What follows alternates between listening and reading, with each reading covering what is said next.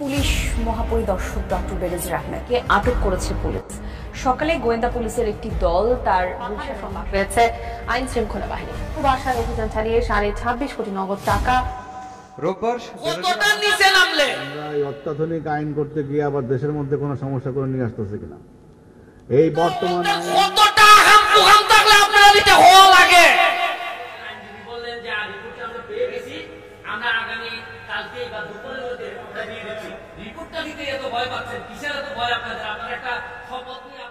আসসালামু আলাইকুম দর্শক, দেশ ও দেশের বাইরে থেকে যারা এই মুহূর্তে আমার ভিডিওটি ওপেন করেছেন সবাইকে অসংখ্য ধন্যবাদ।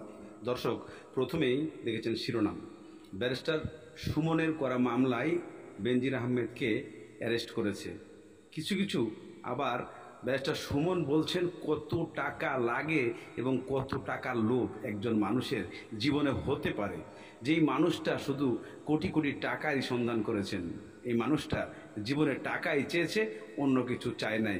টাকার জন্যই আজকে নিজেকে মরিয়া, নিজেকে নিঃস্ব হয়ে যাবে, তবুও টাকার লোভ উনি ছাড়তে পারবে না। উনি কখনো দেশের চিন্তা করেন নাই, উনি কখনো জনগণের চিন্তা করেন নাই। এখন উনি নিজের চিন্তা কি করবেন জেলে গিয়ে, সেটাই সবচেয়ে বড় কথা। চলুন ব্যারিস্টার সুমনের কিছু কথা আমরা শুনে আসি, তাহলে বুঝতে পারবো। দুদকের আইনজীবী বললেন যে রিপোর্টটা আমরা পেয়ে গেছি, আমরা আগামী কালকেই বা দুপুরের মধ্যে রিপোর্টটা দিয়ে দিচ্ছি। রিপোর্টটা দিতে এত ভয় পাচ্ছেন কিসের? এত ভয় আপনাদের? আপনারা একটা শপথ নিয়ে আপনারা একটা ইনস্টিটিউশন হিসেবে দাঁড়াইছেন। আমি বলি যে সব দুদক থেকে যদিও সিজ করেছে সম্পত্তি, শেষ পর্যন্ত দুদক কি করে, কারণ দুদকের বিশ্বাস করতে পারবেন না। আস্থা নাই, কিন্তু আবার তো কন্টেস্ট করছেন। দ্যাট মিন্স দুদিকের কাজের প্রতি আপনাদের চ্যালেঞ্জ আছে, হ্যাঁ সেটা বলতে পারেন, কিন্তু আস্থা নেই সে কথাটা বলতে তো আপনি পারেন না। আর কার কি আস্থা থাকলো না থাকলো তাতে দুদকের কিছু যে আসে না, দুদক তার টাকা।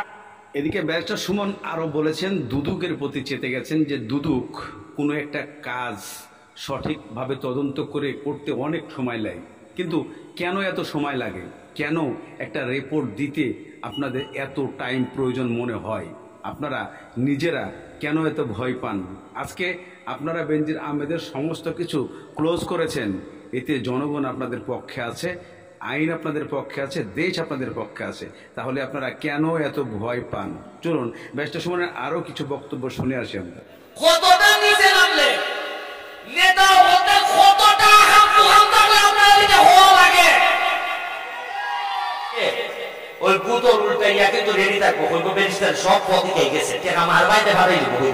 আপনারা যে কাজটা আরো 30 বছর আগে ওইবার কথা, এখন আপনারা আমার কাছে চাইতেছেন যে বাবা একটা বাউন্ডারি করে দাও তুমি। আমি বাঁচবো কিনা জানি না, আমি এমপি আবার দাঁড়াইবো কিনা জানি না, আমি শিওর না। তবে আমার পরে নেতা যারা ওইবা মানছে ওই পুতল উল্টাইয়া কিন্তু রেডি থাকবো, হইব ব্যারিস্টার সব পথে খেয়ে গেছে, টাকা মার বাইতে ভাবেই দিব।